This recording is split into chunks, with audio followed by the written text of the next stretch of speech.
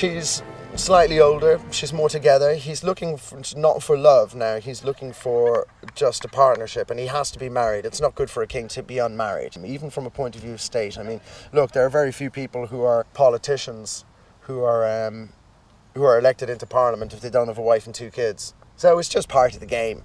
And he finds a woman who's not running around looking for heady love. She knows what life is. She has one dead husband and another dead husband on the way. You know, he's on his deathbed by the time she meets Henry. And she knows that from the time Henry offers his marriage, she can't refuse it. To refuse it would be torture, even though she ends up marrying Thomas Seymour afterwards because they were lovers, herself and Thomas Seymour. And in history, she married Thomas Seymour after Henry died. But he marries her basically for company.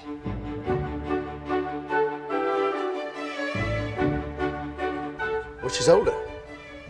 She seems more of the person that can take care of them. Of course, look, he'd left them with Jane Seymour as well. He just certainly wouldn't have left them with Anne Boleyn, because they probably would have ended up dead. She wouldn't have left them with Kathryn Howard, because she was useless from that point of view, you know? She was a kid herself, so what are you going to do? Let children take care of children? Anne of Cleves would have been just as good taking care of the kids, but Kathryn Howard is just a more secure, strong. She knows she has a job to do. Marrying Henry isn't something that she does out of desire. It's not something that she does out of the fantasy of a perfect marriage, perfect husband, ooh, kids, fabulous, isn't it going to be amazing? That's not what's going to happen. She will not have any more children. She's barren. Henry will not provide any more children for the kingdom with her. So she has a job to do with Henry. It's a vocation.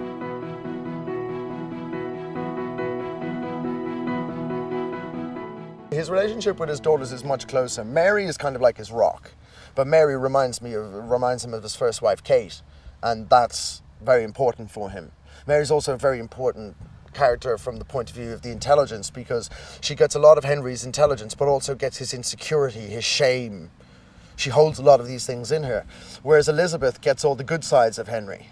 Some of the bad. She gets his temper, she gets his flightiness, his pomposity, his arrogance. Elizabeth was very arrogant. She was just like her father, and this is why she was able to rule, because there was an arrogance there, an arrogance of, this is my birthright.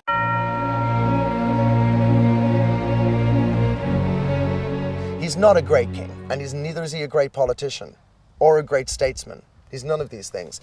He was okay. He did some very, very important things for England. Most importantly, he gave them Elizabeth, who I think is England's most important monarch. But he was racked with ego, vanity, his thoughts of his own divinity. You know, absolute power corrupts absolutely. So he was very corrupt. So, you know, how I think about Henry is I think lots of things. I have, you know, empathy for him, but very small empathy.